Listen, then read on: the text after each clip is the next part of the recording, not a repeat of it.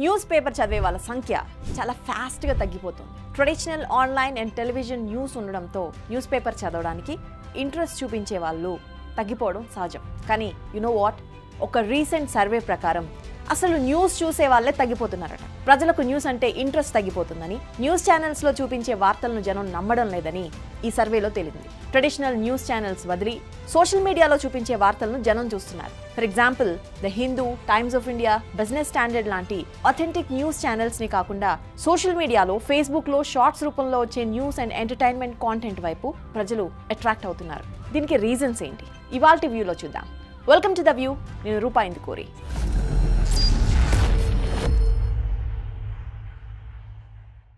News చూసే వారి సంఖ్య ఎందుకు తగ్గిపోతుందో తెలుసుకోవడానికి ఆక్స్ఫర్డ్ యూనివర్సిటీతో కలిసి international news agency Reuters institute టోటల్గా 43 కంట్రీస్లోని 90,000 పీపుల్పై సర్వే కండక్ట్ చేసింది. ఈ సర్వేలో షాకింగ్ విషయాలు తెలిసాయి.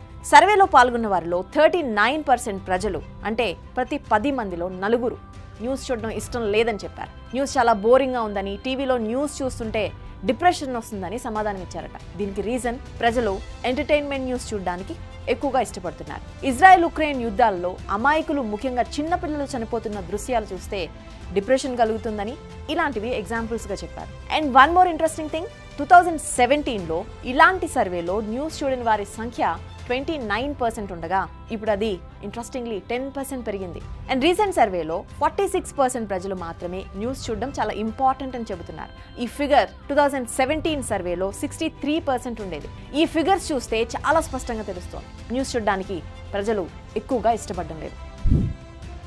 టీవీ ఛానల్స్కి, న్యూస్ వెబ్సైట్స్కి అడ్వర్టైజ్మెంట్స్ ద్వారా లేదా సబ్స్క్రిప్షన్స్ ద్వారా మెయిన్ ఇన్కమ్ వస్తుంది. కానీ అడ్వర్టైజ్మెంట్స్ అనేవి వ్యూవర్షిప్ పై డిపెండ్ అయి ఉంటుంది. ప్రముఖ news channels New York times, CNN, Fox News వీటన్నిటికీ కూడా వ్యూవర్షిప్ తగ్గిపోయింది. వ్యూవర్షిప్ తగ్గిపోవడంతో వాళ్ళకు వచ్చే యాడ్ రెవెన్యూ ఆటోమేటిక్గా తగ్గిపోయింది. అండ్ పెయిడ్ సబ్స్క్రిప్షన్స్ తీసుకునే వాళ్ళు చాలా తక్కువ సంఖ్యలో ఉంటారు.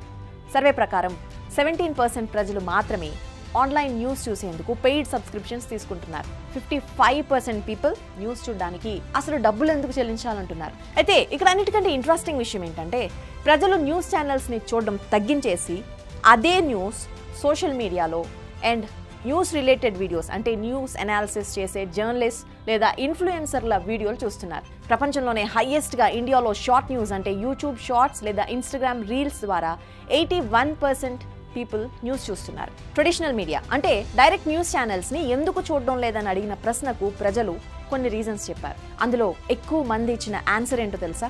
న్యూస్ రిపిటేటివ్నెస్, అంటే న్యూస్ ఛానల్స్ చూపించిన న్యూస్ మళ్ళీ మళ్ళీ చూపిస్తున్నాయి. రెండో కారణం, న్యూస్ డిబేట్స్ వల్ల ప్రజల్లో గొడవలు జరుగుతున్నాయట. దీన్ని అవాయిడ్ చేయడానికి అలాంటి ప్రోగ్రామ్స్ చూడకపోతే బెస్ట్ అని జనం అనుకుంటున్నారట.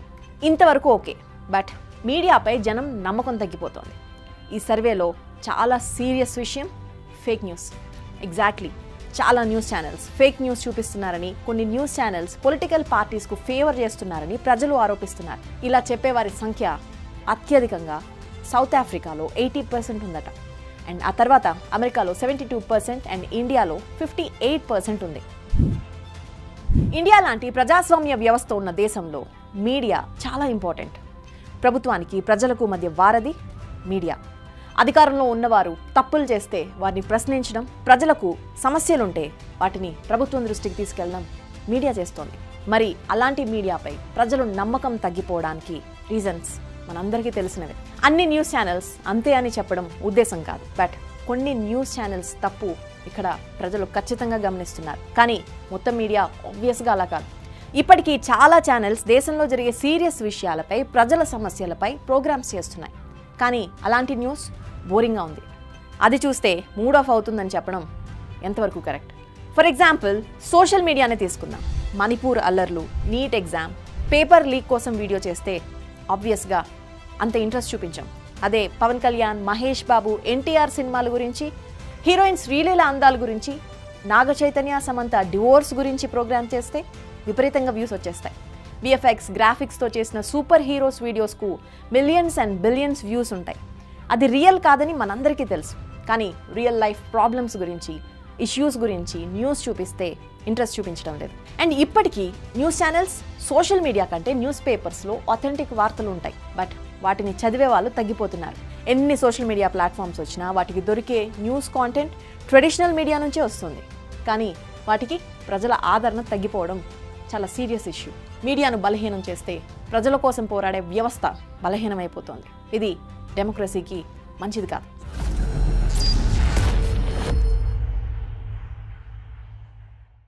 ఇలాంటి మరిన్ని ఇంట్రెస్టింగ్ టాపిక్స్ కోసం ఇప్పుడే సబ్స్క్రైబ్ చేయండి Big TV the view channel.